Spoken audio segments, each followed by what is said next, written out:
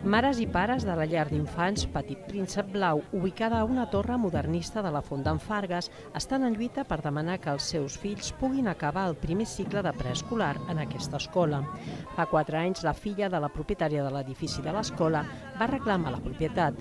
Un jutge finalment va dictaminar que fins al 2019 l'escola tenia dret a usar l'edifici per poder finalitzar el projecte educatiu. La propietat va recórrer la sentència i ara un jutge ha dictaminat que els llogaters han de marxar d'immediat. La cooperativa de mestres ha pactat marxar el proper 13 de juliol quan acabi aquest curs.